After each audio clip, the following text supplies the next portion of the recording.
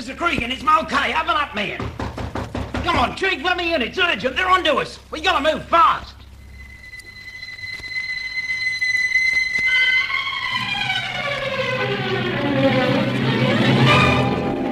Passage of the Tangmar.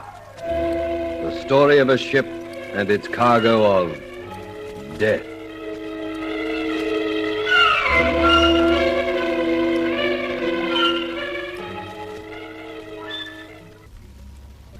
So Mulcahy wasn't going to show up, eh, Kendall? You can thank your lucky stars he did. When he knocked on that door, he saved your life. Until midnight.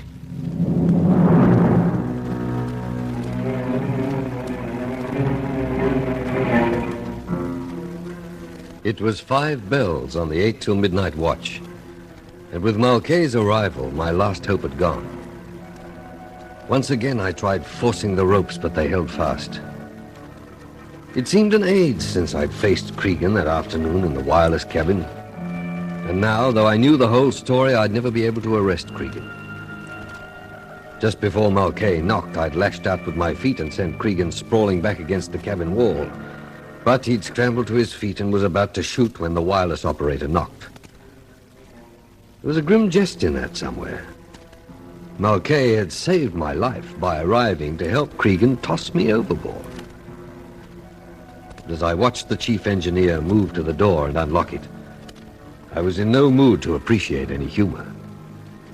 The case of Victor Whedemann's will that had started some 3 months before with the murder of Peter Slavin was over as far as I was concerned. They're onto us, Chief. They know all about it. Jones told them. We're gonna get rid of Kendall. It's gotta be now. All right. Did anyone see you coming down here? Yes, drop it, Chief. What? The gun, drop it. Mulcahy, why? Don't try it, Chief. Move back here, Mulcahy. Come on, man, move. So you know. I don't want to be the one to kill you, Chief, but unless you drop that gun... Pick it up, Chuka. Yes, rather. And keep it pointed at Cregan. That will be a pleasure. All right, Miss Challoner, you can go in now. Dirk, you all right? Well, I will be when you get these blasted ropes untied. Here, let me.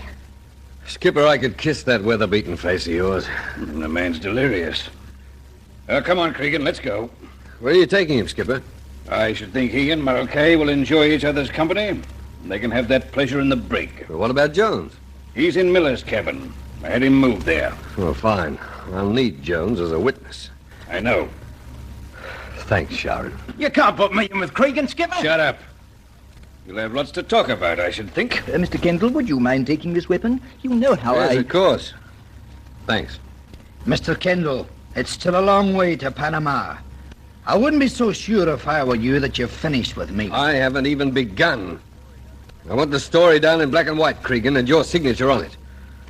It should make interesting reading for Colonel Hacking. All right, Mulcahy. Cregan, start moving. I'll come with you, Captain, just to assist. Glad to have you along, Tuka.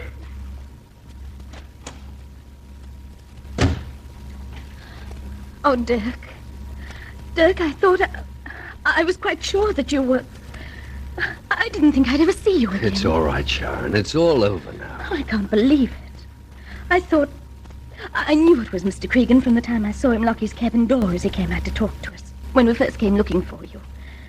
But Captain Goddard didn't want to believe it. He was the one man none of us thought of. I even accused Jones of lying when he told me that it was Cregan. Somehow the role of mass murderer didn't seem to fit that solid, brusque kind of... Well, anyway, he told me the whole story. He was gloating about it. He won't hang, Sharon. I think he'll spend the rest of his days in Broadmoor. Dirk, do you remember once I asked you to kiss me, and you wouldn't? Well, you know, the thing about Cregan is that... What did you say? I'm asking you to kiss me. Well, Sharon, I want to tell you something first.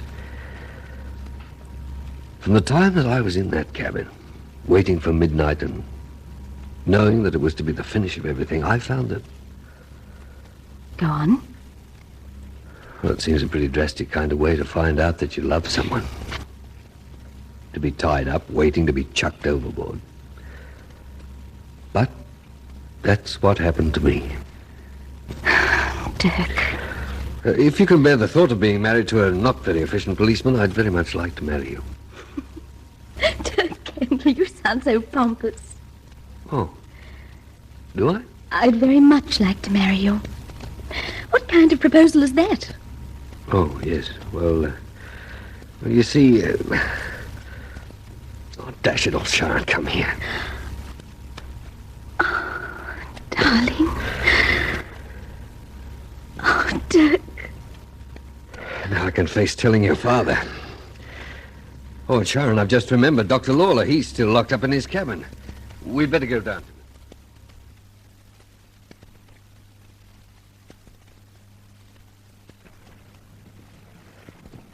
Few days to Panama, hey, Kendall?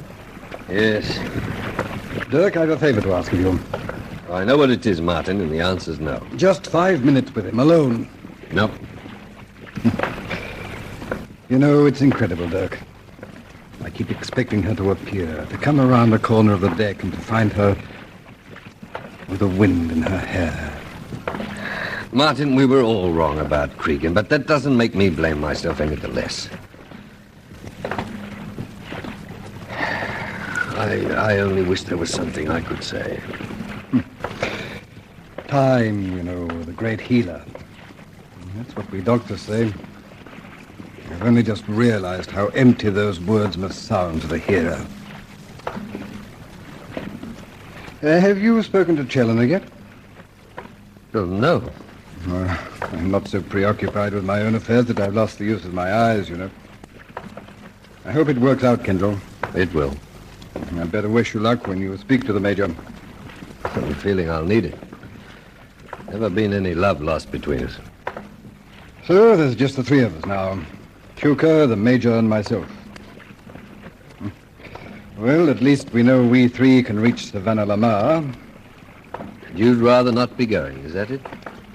I'm not going. What? I'm leaving the ship at Panama. But why? I don't want any part of the Wherryman estate. Not now. Oh, listen, Martin, that's downright... Is it? I know all about the will and the provision that we should arrive per the Tangmar, but... Well, if alone was alive, I'd have gone on with that. But I'm flying back to Sydney.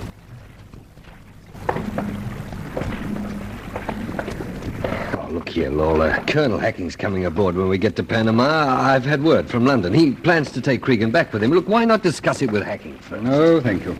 If you can't change my mind, I don't see how a perfect stranger could. Good morning, gentlemen. What? Oh, hello, Tuca.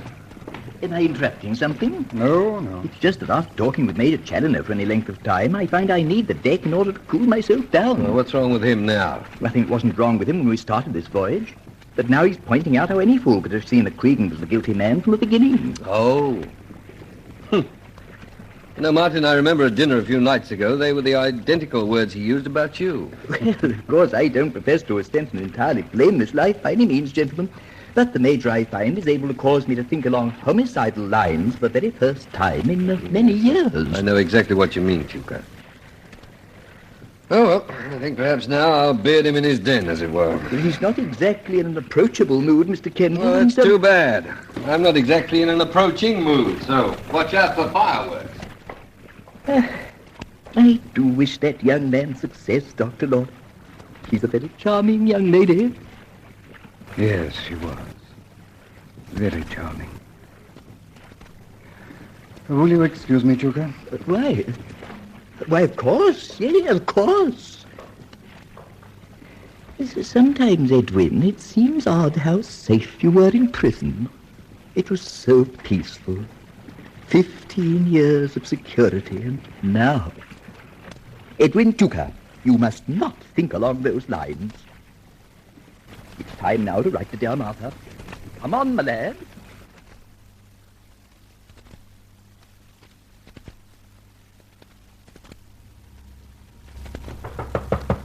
Come in. It's you, Kendall. I've been expecting you. Well, come in. I won't ask you to sit down because I imagine what you have to say requires that you remain standing. Major Challoner, this is not a scene from a Victorian melodrama. No, it appears to me to have all the ingredients. Young man rescued in the nick of time from death who was about to ask for the hand of a young woman who imagined herself in love with him. Yeah, I had intended to ask. Well, don't waste your breath. It's out of the question. What? Sharon has already acquainted me with this shipboard affair you appear to have been enjoying. I intend to marry Sharon, Major. Then we've reached an impasse, since I intend that you shall not. But how do you plan to prevent it? The fact that I appear to have lost a great deal of my influence over Sharon since we came aboard this ship should not make you hopeful, Kendall. Once we leave the ship, things will be much the same as they were. And a third share of £1 million can be very useful in that respect. Aren't you awake yet to the fact that your daughter can't bear the sight of you? Since that is exactly the way I feel about you, we have quite a problem, haven't we? I shall move heaven and earth to prevent a marriage between you and my daughter. Is that clear, Kendall? My only regret in this entire sorry business is that Captain Goddard did not attempt to rescue after midnight. Now get out of my cabin! Kendall! Kendall, are you in there? Yes, Skipper. It's Cregan, Kendall. He's escaped. That damn maniac is climbing to the masthead screaming about vengeance. He's up there in the cross trees yelling his head off. We've got to get him down, Kendall.